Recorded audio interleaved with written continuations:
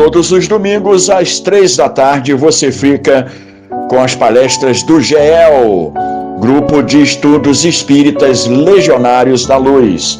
Visite o GEL, na Rua Souza Cardoso, 403, Lagoinha, anexo ao Lar Abrigo Amor a Jesus.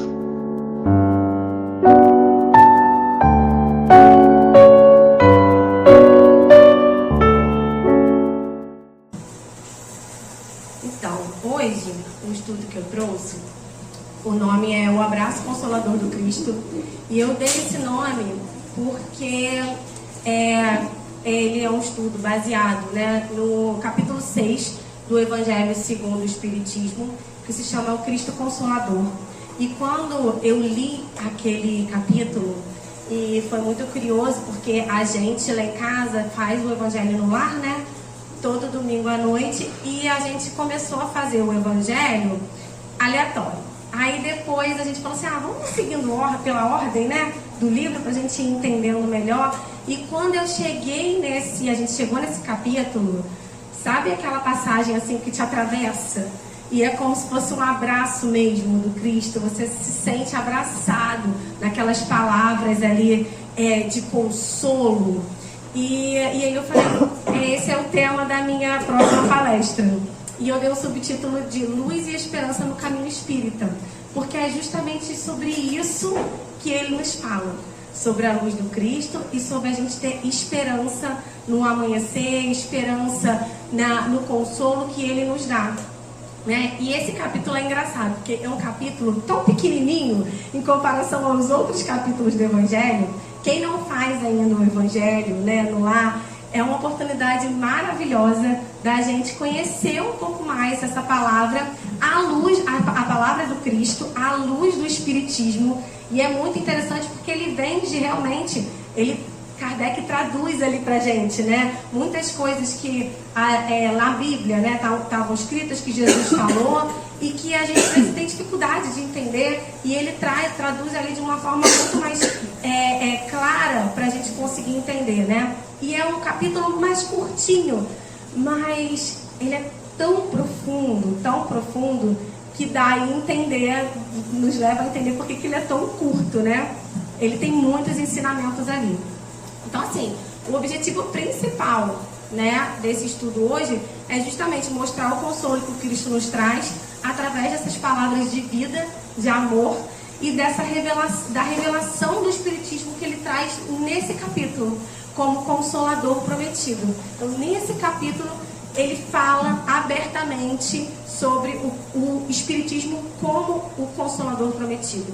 E o consolo que o Espiritismo nos dá é justamente esse: saber que nada acaba, que tudo que acontece para a gente tem um propósito, que não é que as coisas não se iniciam e não terminam nessa existência, que a gente sabe que a gente tem muita história pretérita a essa existência, a gente ainda vai ter muita história à frente, e que a gente está nesse caminho evolutivo, mas que tudo que acontece aqui com a gente, os desafios que a gente enfrenta, as vivências que a gente passa, as pessoas com que a gente se relaciona, elas não estão ali por um mero acaso, elas estão ali tendo um propósito maior. Então eu vejo muito que o Espiritismo, e eu encontrei o Espiritismo na minha vida muito quando eu descobri esse consolo. Eu falei, meu Deus, o consolo de que nada acaba aqui, de que a gente veio de outras existências, de que a gente vai se reencontrar em outras, e a gente vai reencontrar aquelas pessoas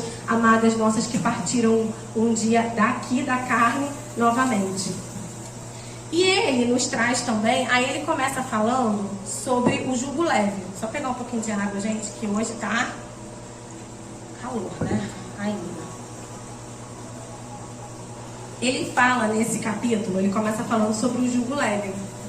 E aí ele traz a passagem, No Evangelho segundo o Espiritismo, para quem não conhece, ele sempre traz, Kardec sempre traz as passagens lá da Bíblia, e depois ele ele faz uma breve explicação, e depois ele traz a orientação dos espíritos, que é justamente o que os espíritos falam sobre aquilo.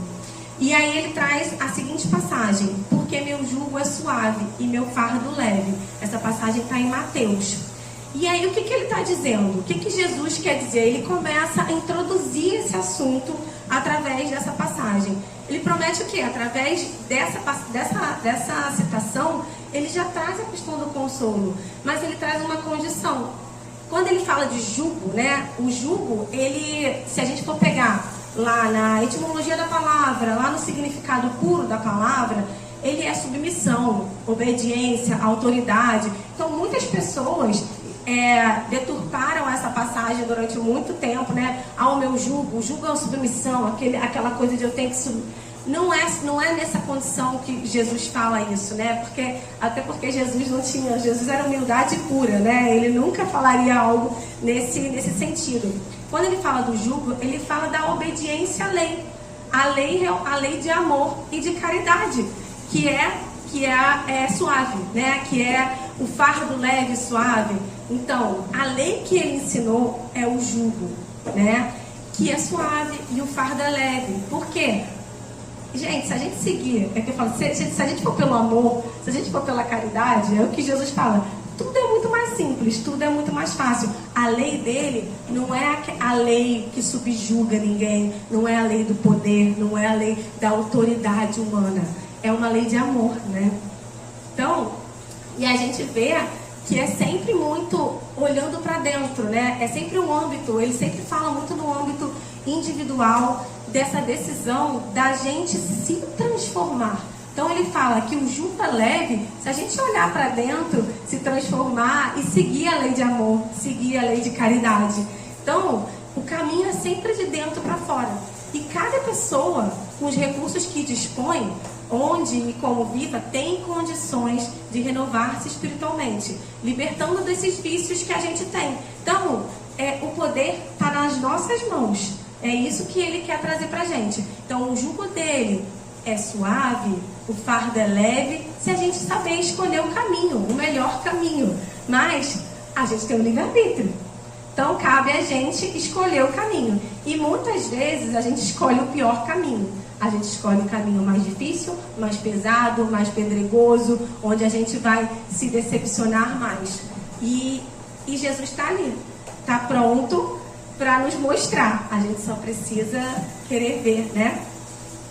E aí ele traz a questão também, eu vou pegar uns pontos principais desse capítulo e vou ir explicando alguns pontos que são mais relevantes que eu entendi e vou trazer alguns textos eu vou ler, porque são passagens tão bonitas, gente. A leitura, uma leitura tão bela, que é um pecado até eu não ler para vocês e não compartilhar com vocês aqui nessa noite.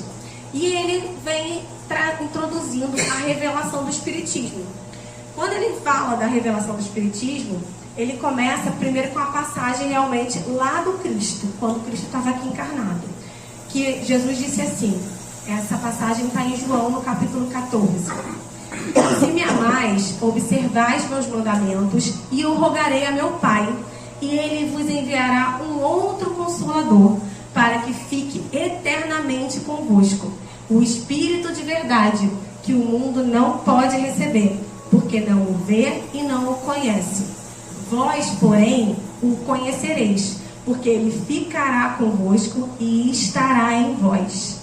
Mas o Consolador, que é o Santo Espírito, que meu Pai enviará em meu nome, vos ensinará todas as coisas e vos fará recordar o que vos tenho dito.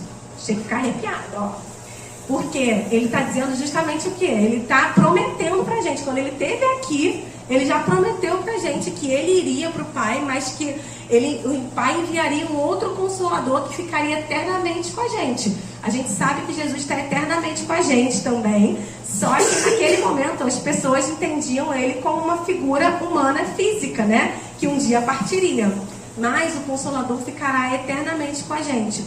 E ele fala, aí ele traz o Espírito de verdade. E aí ele já apresenta o nome desse Consolador, o Espírito de verdade, que o mundo não pode receber porque não o vê e não conhece. Vós, porém, o conhecereis, e ele ficará convosco. Então, ele vai vir ficar conosco eternamente, mas acima de tudo ele estará dentro de vós. Por quê? A palavra do Cristo, a palavra do Espírito de verdade, ela reside dentro da gente. Ela é viva, e é Deus em nós. Então, ela estará em nós. Mas o Consolador, que é o Santo Espírito, que o meu Pai enviará em meu nome, e aí olha que interessante, ele fala que vos ensinará todas as coisas. E aí nos leva ao entendimento de que Jesus, naquela época, não teve a oportunidade de ensinar todas as coisas que a gente precisaria saber. Até porque, por uma limitação mesmo das pessoas da época.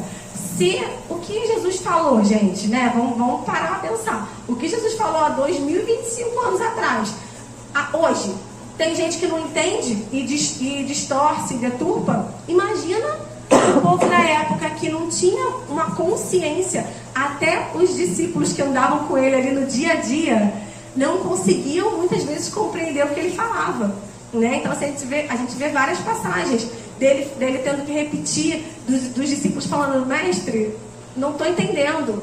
De um discípulo da mãe de André e João pedir para um ficar ao lado direito de Jesus e outro ficar ao lado esquerdo de Jesus quando estivesse na glória eterna, e eles discutirem por causa disso. Então você vê, se eles conseguissem entender a profundidade das palavras do Cristo, nunca eles pediriam uma coisa dessas. Então Jesus não conseguiu explicar tudo que ele precisava explicar com a clareza e com a profundidade que eram necessárias.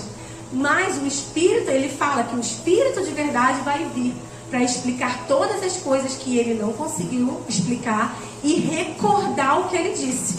Então, reforçar o que ele disse e trazer clareza de forma mais profunda agora, né, para uma sociedade onde nós estaríamos mais conscientes, tivéssemos mais condições de compreender aquilo tudo. E aí Kardec acrescenta: o Espiritismo vem no tempo previsto cumprir essa promessa do Cristo. Preside ao seu advento o Espírito de verdade. Ele chama os homens à observância da lei. A lei que Jesus falou lá naquela primeira citação que eu trouxe, do jugo suave e do fardo leve, é a lei de amor. Ensina todas as coisas, fazendo compreender o que o Cristo só disse por parábolas. Então o Espiritismo, ele vem trazer o quê? Ele vem trazer clareza sobre as coisas que Jesus só conseguiu falar através de parábolas, por conta da limitação de compreensão das pessoas da época. Disse o Cristo: ouçam os que têm ouvidos para ouvir. Até hoje tem muita gente que não tem ouvido para ouvir nem olhos de ver, né, gente? O Espiritismo vem abrir os olhos e os ouvidos, porque fala sem figuras e sem alegorias. Então, o Espiritismo, ele é claro e objetivo. Ele não fala através de parábolas, ele descortina todo o Evangelho de forma clara e direta ao ponto. Levanta o véu intencionalmente lançado sobre certos mistérios.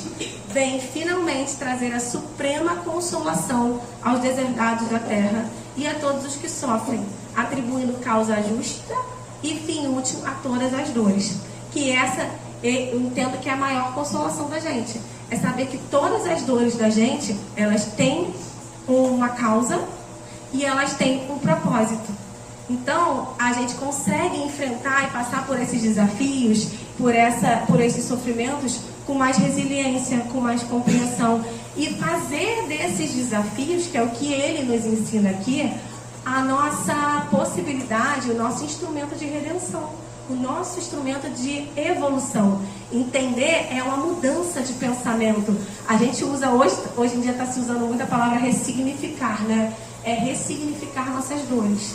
É olhar sobre um outro ponto, dar um outro significado para essas dores, entendendo que aquilo não é algo ruim, mas parece algo ruim, mas que ela vem justamente para nos salvar, né? Elas vêm justamente nos auxiliar nesse processo de evolução, de crescimento. No livro da Esperança, de Emmanuel, psicografado por Chico, Emmanuel diz assim: através de numerosas reencarnações, temos sido cristãos sem Cristo. Olha isso, gente. através de numerosas encarnações temos sido cristãos sem Cristo. Porque muitas vezes, e a gente sabe, no decorrer da história toda, desde a morte do Cristo e até a expansão do cristianismo mundo afora, a essência do cristianismo se perdeu muito. E ele continua: agora que a doutrina espírita nos revela por mentor claro e direto da alma, ensinando-nos a responsabilidade de viver, é imperioso saibamos dignificá-lo na própria consciência, acima de quaisquer demonstrações exteriores. O que ele está dizendo, né? A gente, no decorrer dos séculos, o homem perdeu a essência do cristianismo, então a gente vivenciou expressões exteriores, rituais e templos, perdendo a essência do que o próprio Jesus, o evangelho de tudo que Jesus falou, né? E que agora a gente precisa dignificá-lo, torná-lo digno na nossa consciência, que é olhar para dentro. A gente precisa começar a parar e fazer o exercício contrário, o exercício de dentro para fora, buscar essa mudança, buscar o Deus, buscar Jesus dentro da gente, não fora, procurando refleti-lo em nós mesmos. Então, entender que assim nós somos reflexo do Cristo, a partir do momento que a gente aplica, que a gente pratica a lei de amor, que a gente pratica o perdão, que a gente pratica o bem, a gente está sendo reflexo de Jesus também. Entretanto, para que isso aconteça, é preciso, antes de tudo, matricular o raciocínio na escola da caridade, que será sempre a mestra sublime do coração. Olha que bonito.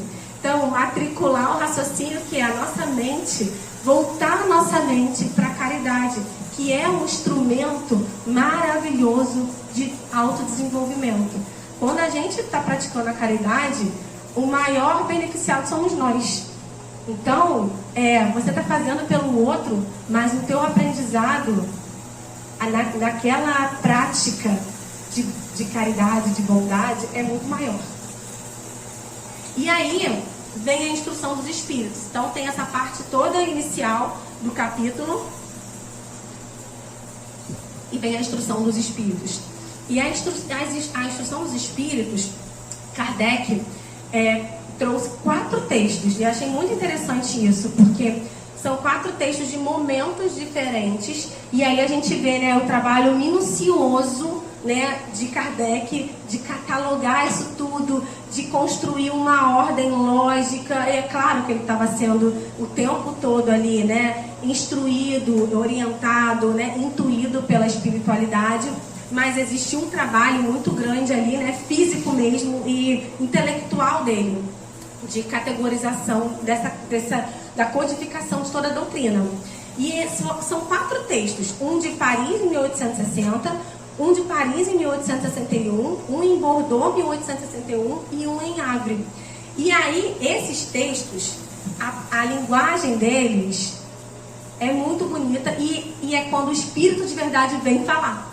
Então, é o advento do Espírito de Verdade. Tanto que o subtítulo é o advento do Espírito de Verdade.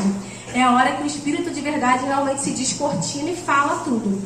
E no Espiritismo tem 2 correntes, né? Tem uma corrente que fala que o Espírito de Verdade, que foi o grande mentor de Kardec em toda a codificação, é Jesus, é o próprio Jesus.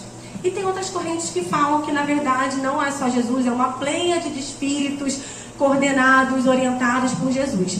Independente disso, nessa passagem aqui, eu me conectei muito como se fosse Jesus falando. E eu vou compartilhar com vocês, porque no texto ele fala como se fosse realmente.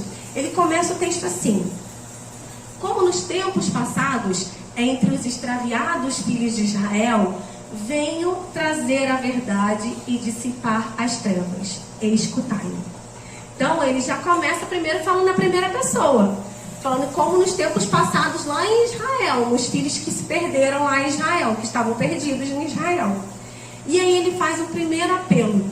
Esse texto todo é um texto de misericórdia, de amor, de compaixão e de apelo.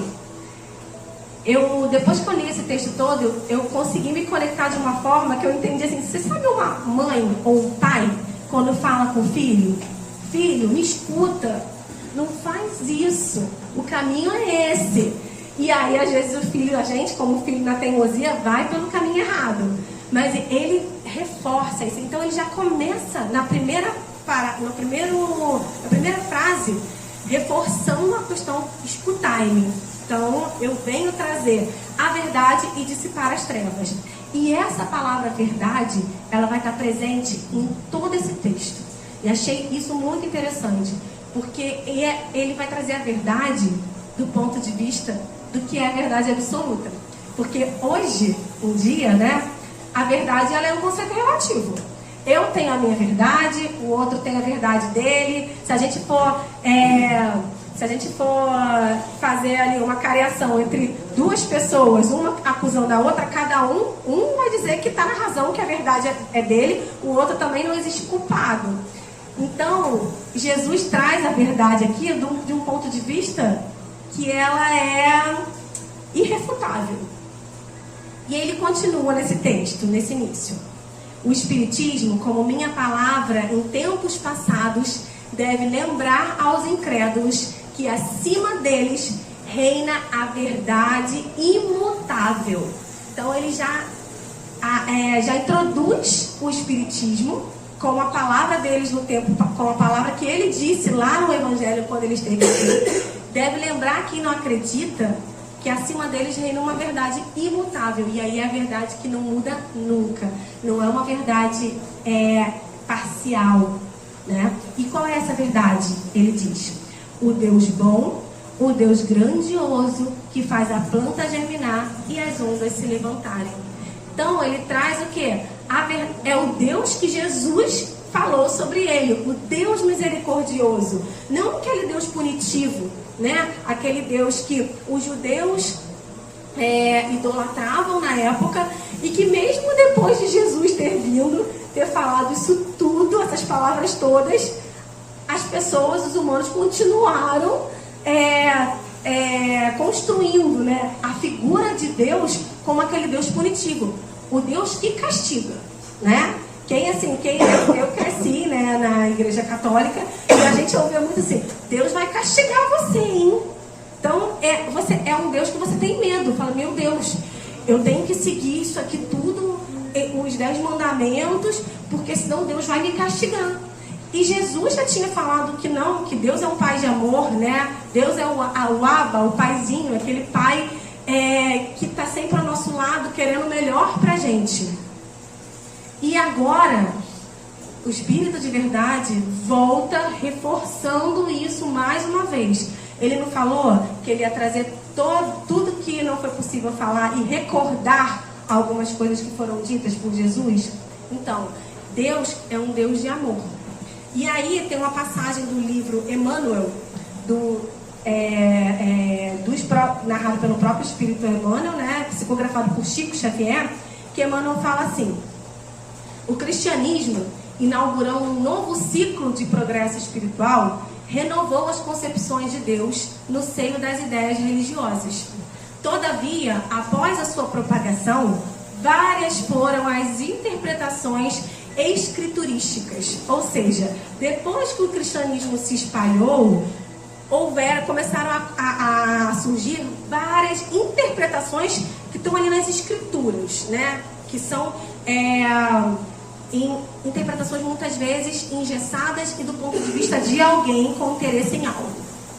Do aso a que as facções sectaristas tentassem isoladamente ser as suas únicas representantes. Então, que determinadas instituições faziam as pessoas crer que aquela era a verdade absoluta a partir da concepção dela.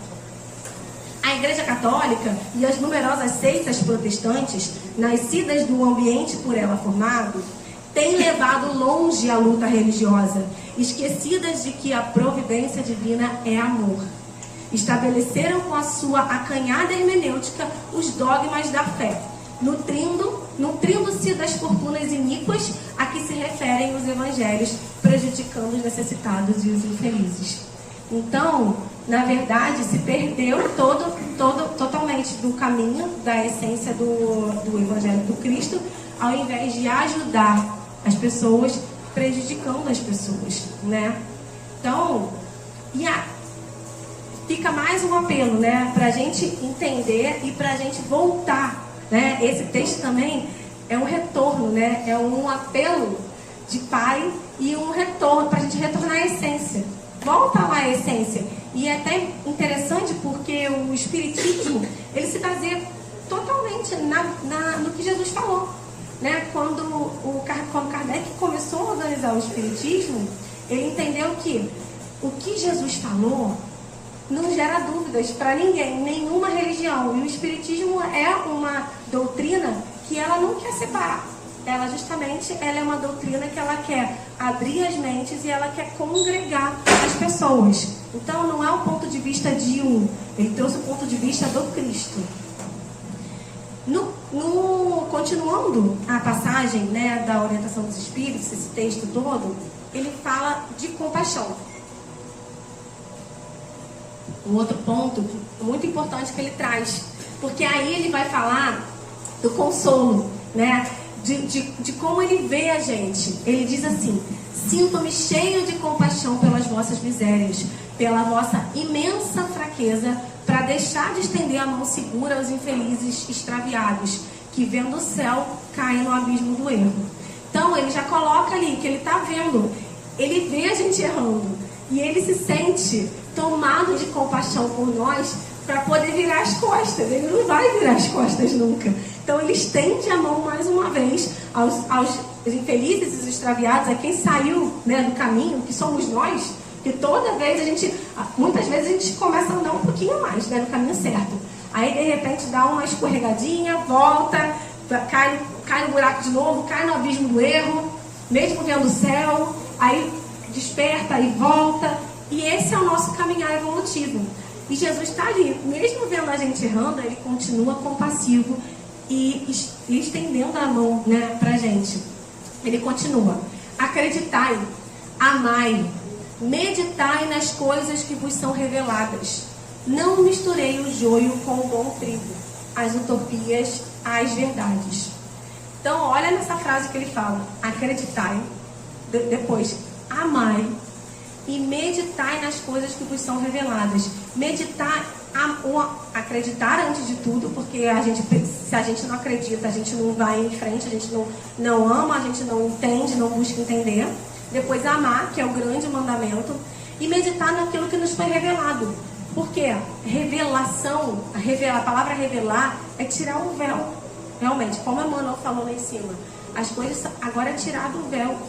Então, a gente precisa meditar sobre essas coisas para compreender.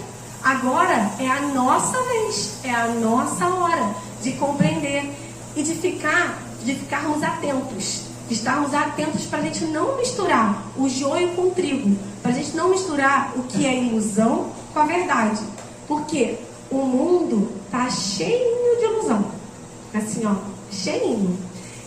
E para a gente conseguir enxergar a verdade, a gente precisa estar conectado com Deus, estar conectado com a espiritualidade, para a gente conseguir discernir, né, o que é a utopia, o que é aquilo que é uma ilusão e o que é a verdade. E para a gente também ter força, ter coragem, para a gente não ceder à ilusão, que muitas vezes é boa, né, gente? Às vezes a ilusão ela é confortável, ela traz um afago para o ego, né? Mas não é isso que vai fazer a gente evoluir, não é isso que vai fazer a gente crescer e a gente seguir em frente, pelo contrário, né? É o que vai atrasar a nossa evolução, o nosso crescimento espiritual. Então, ele reforça agora que é importante a gente estudar, é importante a gente entender. E essa é uma das bases da doutrina espírita. E logo em seguida, ele vai trazer uma citação que a gente no espiritismo tem muito como um mandamento espírita, né? Que a gente tem muito como base. Ele fala assim: espíritas, amai-vos, eis o primeiro ensinamento. Instruí-vos, eis o segundo. Então, o que ele está dizendo? Mais uma vez reforçando que o primeiro mandamento sempre vai ser o amor. O primeiro mandamento vai ser sempre o amar ao próximo, né? Amar a Deus sobre todas as coisas e ao próximo como a si mesmo. Mas o segundo mandamento é a instrução. Instruí-vos. Então, a gente precisa agora, como espíritos despertos, entendermos que a gente não sabe tudo. Pelo contrário, quando a gente começa a estudar, aí que a gente percebe que a gente não sabe nada. É que nem quando você faz faculdade. Eu lembro que o meu último dia na faculdade, 4 anos de faculdade, me bateu um desespero, porque eu falei, meu Deus, agora eu vou ter que trabalhar e eu não sei nada, né? Dá aquela sensação de que, e agora? Só que é ali na prática, né? É a prática junto com a teoria, do que com a bagagem da teoria que a gente aprendeu, e a gente tem que seguir em frente. No espiritismo, a mesma coisa. Você começa a estudar e você vai vendo que tem mais tanta coisa para você estudar, e tem mais tanta coisa que a gente sabe só um pouquinho de nada.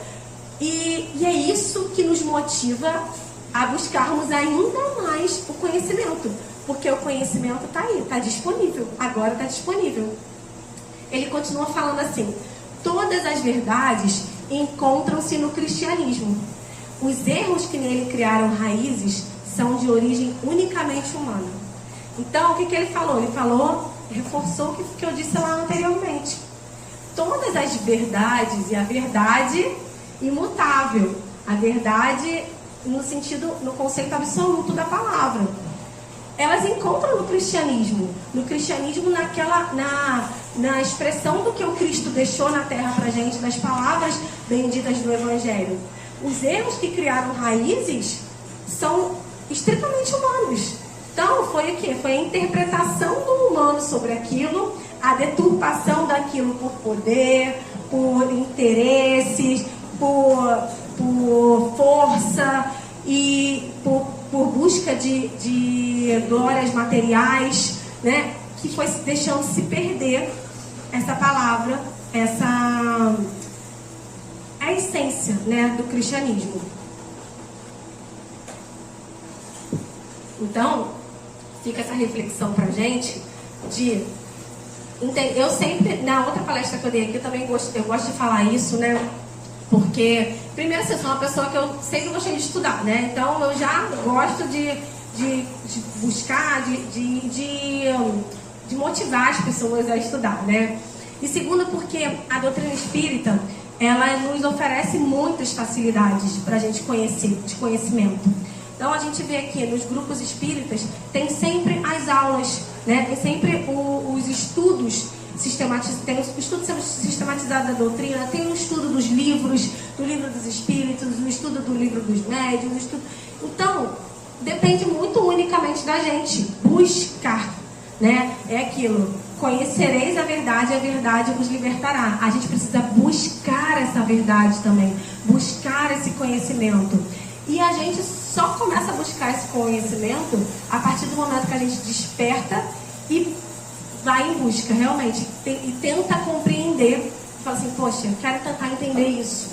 Isso, às vezes é numa palestra, às vezes é num texto que você recebe. Peraí, eu quero entender um pouco mais isso, e começa a buscar. E a Casa Espírita está aqui disponível, gente, pra gente aprender. Tem casas espíritas também que tem estudos online, então que não tem essa desculpa de que eu não posso me deslocar da minha casa para ir. Então, hoje em dia, e também no YouTube, né? No YouTube tem vários estudos disponíveis, no YouTube tem, no Spotify tem podcasts. Para quem não tem tempo, eu estou dirigindo, mas eu estou ouvindo um podcast ali, de repente, de alguém falando de uma palestra. Isso tudo são oportunidades de aprendizado, né? A oportunidade de aprendizado, ela não está restrita à casa espírita só, né? A casa espírita facilita esse trabalho.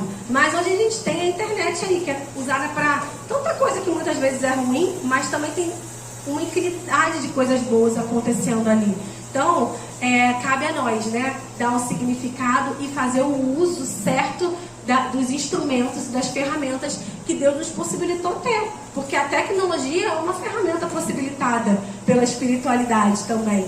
E cabe a gente, a nós humanos, fazermos bom uso dela ou não. A gente vê aí na história da humanidade ferramentas e invenções maravilhosas que foram construídas com boas intenções e que depois foram usadas para coisas ruins. Mas cabe a cada um de nós dar significado a isso. E aí, gente, ele vai também nos apontar o caminho. Então, até agora, ele foi dizendo, então, ele fez um alerta pra gente, né? Ele pediu pra gente amar o tempo todo, ele pediu pra gente se instruir, ele pediu pra gente buscar realmente todas as verdades, explicou que que as verdades estão contidas realmente na palavra dele e que isso se perdeu. E agora, ele vai dizer também, ele vai nos apontar o caminho. Então ele, como se ele tivesse feito uma retrospectiva, ele falou que ele estava ali para abraçar a gente, consolou a gente, e agora ele vai apontar um caminho para a gente também, de uma forma prática, né? Como é que Jesus é maravilhoso? Ele está ali como pai, um amigo que nos aponta o caminho, que nem uma mãe e um pai. Olha só, escuta, não faz isso, eu estou aqui para o que você precisar, mas o caminho melhor é esse aqui. E ele diz que o melhor caminho que a gente tem é o trabalho. Seguimos firmes no nosso trabalho. E quando ele fala trabalho, eu interpreto, né? Não é um trabalho só físico, não é um trabalho só da caridade, é um trabalho interior também.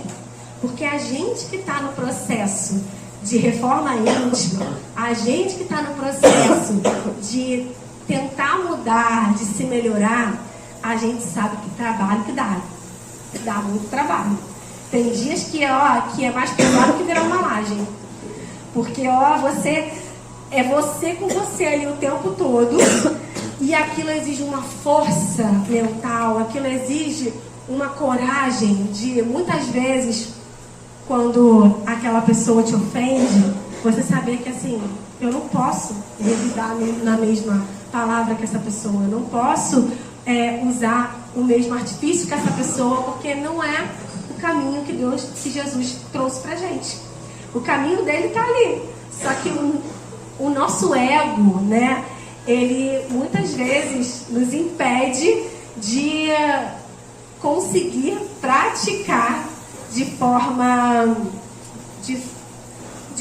real mesmo, de forma viva, essas palavras, aqueles mandamentos que Jesus nos trouxe. Então, é um trabalho interior muito grande, mas esse é o caminho, não tem outro caminho. Então é o trabalho interior e o trabalho exterior, o trabalho de botar a mão na massa também, porque enquanto a gente está ajudando o outro, enquanto a gente está fazendo o bem na caridade e trabalhando e arregaçando as mangas e ali, a gente está se burilando também, a gente está se trabalhando. Então olha que bonito, foi o que eu falei lá no início.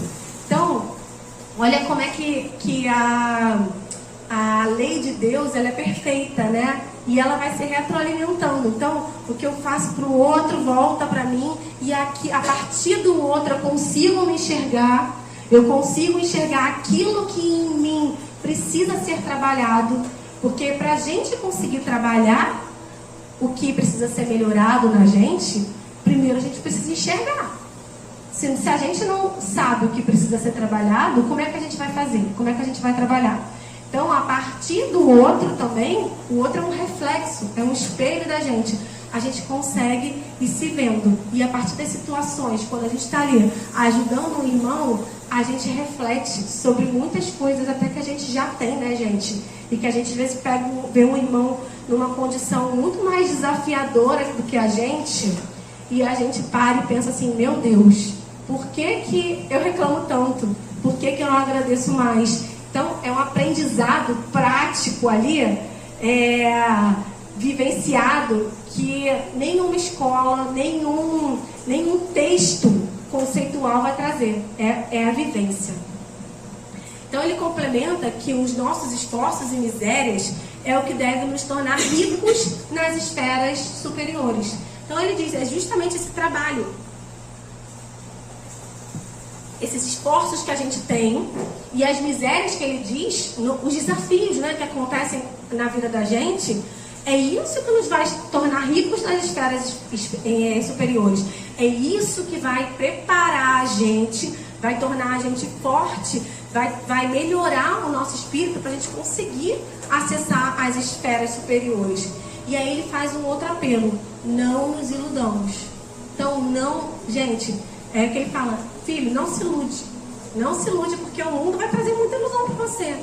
Não se ilude, foca aqui. E é muito isso, né? Quando a gente percebe muitas vezes, e a ilusão, ela é sorrateira, né, gente? O ego é sorrateiro. Quando você vê, você já caiu ali, você nem percebeu. E aí, a importância da gente estar sempre estudando a palavra, da gente estar sempre frequentando o centro espírita, da gente estar sempre buscando esse autodesenvolvimento, é justamente porque é nessa hora que a gente volta para si. Então, nessa hora, a gente lê uma passagem, a gente fala assim: caramba, olha onde que eu estava caindo no abismo de novo. E aí parece que Deus, né, Jesus, fala com a gente através, e a espiritualidade toda fala com a gente através desses insights, né, dessas intuições. Volta para o caminho. Volta. Só que se a gente não está sendo exposto a isso, se a gente não está estudando, se a gente não está ouvindo uma palavra elevada, a gente vai indo lá bonito, lá na ilusão, feliz da vida, e quando a gente vai ver o buraco que a gente está, o abismo que a gente está, é muito fundo. E aí para sair é muito mais difícil. Ele fala assim: em verdade vos digo, aqueles que carregam seus fardos e que assistem aos seus irmãos são meus bem-amados. Então ele já disse o caminho. Aquele que carrega o seu fardo, as suas dores, os seus desafios, os seus problemas, que a gente diz, problemas que a gente tem, mas que ainda ajuda os seus irmãos, são os bem-amados do Cristo. Por quê? Porque além dele olhar para ele está olhando para o próximo. E não tem nada melhor do que de combustível para a vida da gente do que ajudar o próximo, do que fazer esse movimento. E aí ele faz um reforço, mais um reforço consolador, dizendo que ele está convosco. Ele fala assim: eu estou convosco e meu apóstolo vos ensina. Bebei na fonte viva do amor e preparai-vos, cativos da vida, para um dia vos lançardes livres e felizes no seio daquele que vos criou frágeis. Então o que ele diz? Bebei na fonte viva do amor, a fonte viva do amor, que é a palavra dele. Isso tudo que ele está falando é uma fonte viva do amor já. E para a gente se preparar, hoje que a gente está cativo da vida, cativo preso mesmo, gente, nesse corpo material aqui, nessa existência material encarnatória de terceira dimensão, porque um dia a gente vai se lançar livre e feliz nos seios do Pai, daquele que vos criou frágeis. E não é isso que os Espíritos dizem? Que Deus nos criou simples e ignorantes para vos tornar perfectíveis. Ele nos criou frágeis, mas para a gente se tornar perfeitos, assim como Jesus.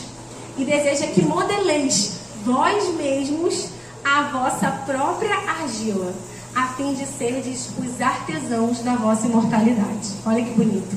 Então ele diz que o Pai deu essa oportunidade para que nós mesmos nos modelemos. Porque Deus podia ter criado a gente já perfeito, né? Mas aí, que mérito nós teríamos nisso? Então, ele deu essa oportunidade para nós aprendermos nessa evolução e a gente ir se burilando ali, se moldando como um artesão molda a argila, né? Só que se moldando, sendo os artesãos da nossa imortalidade. Então, isso que nós somos, né? Nós somos a partir da percepção do Pai. E ele traz um termo que é um termo muito bonito nesse texto também, que a gente também no Espiritismo tem bastante estudo sobre isso e é bem interessante, que ele diz que ele é um médico de almas, né? E olha que bonito, ele é um médico ele se coloca como um médico de almas, aquele que está ali para curar, né? O médico, ele está ali para nos trazer a cura física, Mas Jesus é o médico das almas. Então, ele promete o remédio que deve nos curar. E se autodenomina como o médico de almas. Então, ele é a solução. Ele é o caminho, a verdade e a vida. Então, ele é o caminho que vai nos levar à cura, que vai nos trazer a cura. E a cura está em nós mesmos. Ele é o caminho, ele vai nos mostrar. Porque a gente ainda tem aquela visão muito amadora, né? E muito naquela zona de conforto da gente, né? De que Deus vai me curar. Deus vai me curar. Jesus, a gente terceiriza, né? Terceiriza a cura. Mas qual a parte da gente nessa cura? Jesus traz um manancial de vida para nos curar. Ele já trouxe ali. Então, ele nos coloca como protagonistas dessa cura. Em toda a cura que ele fazia quando ele estava aqui na terra, ele não falava que era ele que tinha curado. Ele falava o quê? A sua fé te curou. Então, é sobre nós. É sobre nós através dele. E ele continua: os fracos, os sofredores e enfermos são meus filhos prediletos, e venho salvá-los. Vinde, pois, a mim, vós que sofreis e estáis sobrecarregados, e sereis consolados e aliviados. Então, muitas vezes, tem dias que são dias difíceis, que a gente precisa ouvir isso, né? É a palavra que a gente precisa ouvir. Tipo, eu sei que tem alguém que olha por mim, que não me desampara, que está ali pronto para me aliviar e para tirar a sobrecarga que eu trago sobre os meus ombros. E ele se coloca como essa pessoa. Ele está dizendo isso. Só que ele também alerta. Ele faz um alerta importante. Ele fala assim: não procureis a força e a consolação em outro lugar, porquanto o mundo é incapaz de proporcioná-los. Então, ele já diz: meu filho, não perde seu tempo procurando a solução em outro lugar. O único lugar que tem, que você vai conseguir ser aliviado, só é Deus, é o Pai. O mundo é incapaz de te dar isso. Porque muitas vezes a gente vai buscar realmente o consolo no mundo. Então, eu tô me sentindo mal, eu tô triste, então, eu vou ali fazer uma compra, vou comprar que eu fico bem. Eu preciso viajar, eu preciso fazer uma viagem que eu vou ficar bem. Eu preciso fazer, mudar de emprego. Mudar de emprego vai ser minha solução. Eu preciso me separar, que vai ser a minha solução, que isso que é o caminho. Não está em nada disso, não está no material, não está justamente nele, de tudo que ele traz, na palavra que ele traz. Então, ele já adianta pra gente, não perde tempo, sabe? E eu falo que esse texto aqui é um GPS da existência aqui, sabe? Ele está trazendo, é um mapa de como a gente viver, como a gente superar os desafios, que nos dias que forem difíceis ele vai estar ali, mas ele está apontando o caminho, está dizendo o que vai dar certo e o que não vai dar certo. Então, a gente precisa parar e estudar, meditar, como ele disse, sobre a palavra, para entender. É um código, decodificar. Isso aqui é um código, só que de forma muito mais clara. E ele reforça o apelo. Então, ele reforça, mais na frente do texto, ele vai reforçar esse apelo. Deus faz um supremo apelo aos vossos corações, por meio do Espiritismo. Escutai-o. Então, o supremo apelo de Deus é o Espiritismo. Deus nos dá uma segunda chance, sabe? No amor infinito dele, na misericórdia infinita dele, ele nos traz uma segunda chance, uma segunda oportunidade, que é um apelo dele: filhos, me escuta, escutai. Então ele reforça isso, escutai. E aí, o que é o apelo de Deus, né? O que é o caminho, né? O supremo apelo através do Espiritismo, mais uma vez, a prática da lei divina do amor e da caridade, que está ali. É esse o caminho. E ele sempre diz, até nesse texto ele reforça isso: amai e orai. Então ele traz agora a oração também como essa ferramenta poderosa que a gente tem, né? Não gosto de falar arma, né? Mas que é uma ferramenta poderosa que a gente tem para a gente aprender, para a gente lidar com as situações difíceis que a vida vai nos impor. ele fala assim na passagem: invocai-o do fundo do coração. Então ele vos enviará seu Filho bem-amado para vos instruir e vos dizer estas boas palavras. Eis-me aqui, venho até a vós porque me chamastes. O que nada mais é chamar Cristo, chamar Deus, nada mais é do que orar. Quando a gente ora, a gente está chamando: Senhor, Deus, me ajuda, né? A gente está ali naquele momento pedindo a ajuda dele, clamando. Então, ele vai sempre ouvir, ele vai sempre enviar. Ele está dizendo aqui, ele vai sempre mandar ajuda. E por fim, ele traz dois pontos como sendo outras ferramentas principais que nos ajudam a viver essa existência e a praticar a palavra de Deus, né? A palavra do Cristo, o evangelho de amor dele, dentro de tudo que a gente leu aqui. Ele vai falar sobre devoção e abnegação. Ele vai dizer assim: o devotamento e a abnegação são uma prece contínua e encerram um ensinamento profundo. A sabedoria humana reside nessas duas palavras. Devoção, expressão de amor e serviço ao próximo. Nada mais do que o quê? Caridade. Abnegação, renúncia dos interesses pessoais. Quando a gente renuncia os nossos interesses pessoais em favor do outro. E isso não é amor? Isso não é amor na sua essência?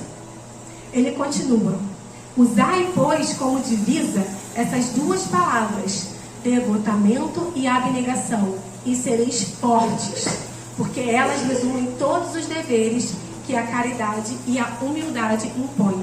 Então ele diz o quê? Aquilo que foi falado lá do trabalho, que quando a gente está ali trabalhando, que quando a gente está sendo caridoso, que quando a gente está sendo abnegado e a gente está trabalhando em prol do outro, que a gente está renunciando dos nossos interesses pessoais por um outro, a gente é forte. A força da gente também vem daí. Então, essas duas palavras, elas resumem os deveres que a caridade e a humildade impõem. Então, é a prática da caridade e da humildade.